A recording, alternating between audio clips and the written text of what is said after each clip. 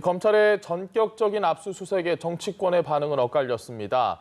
민주당은 검찰이 무리한 압수수색을 벌였다고 격앙된 반응을 보인 반면 야당은 조 장관을 즉각 파면해야 한다고 촉구했습니다. 네, 국회 취재기자 연결하겠습니다. 곽준영 기자. 네, 국회입니다. 오늘 오전 검찰이 조국 법무부 장관의 방배동 자택을 전격 압수수색한 가운데 정치권의 반응은 엇갈렸습니다. 우선 민주당은 검찰이 또다시 무리한 압수수색을 했다고 강하게 비판했습니다.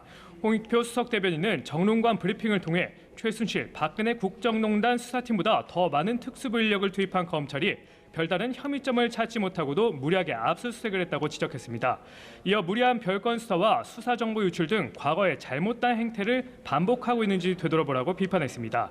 앞서 이하찬 대표는 검찰 수사가 한 달째 진행되고 있지만 확실한 결과가 없는 것을 보면 난항을 겪고 있는 게 아니냐고 지적하기도 했는데요.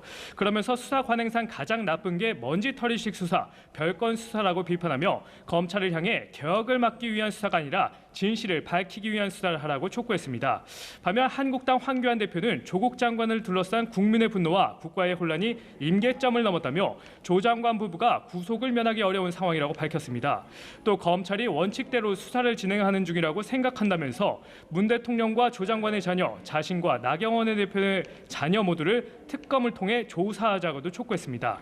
나경원 대표도 조국 장관이 기소돼도 무죄 추정의 원칙을 운운하며 끝까지 파면하지 않을 것 같은 불길한 기분이 든다며 조 장관 부부에 대한 강제 수사가 불가피하다고 말했습니다.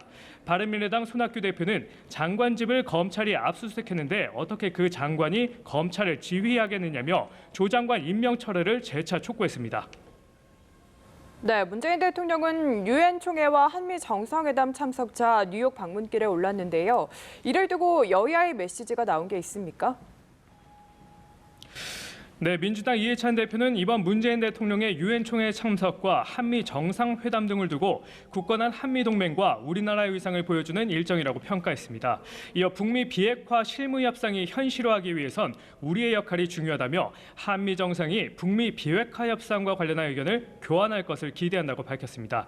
반면 한국당 황교안 대표는 문 대통령이 이번 방미 일정에서 제재 완화와 남북 경협, 북한 체제 보장 등 그동안의 주장을 반복할 경우 한미 갈등이 더욱 증폭될 수 있다고 강조했습니다. 그러면서 ICBM 폐기하고 기존의 핵무기를 인정한다면 우리의 안보는 최악으로 직면할 수밖에 없다고 주장했는데요. 이 설령 미국 측에서 단계적 비핵화 방안을 제시하더라도 단호하게 반대해야 한다고 덧붙였습니다. 지금까지 국회에서 연합뉴스 TV 곽준영입니다.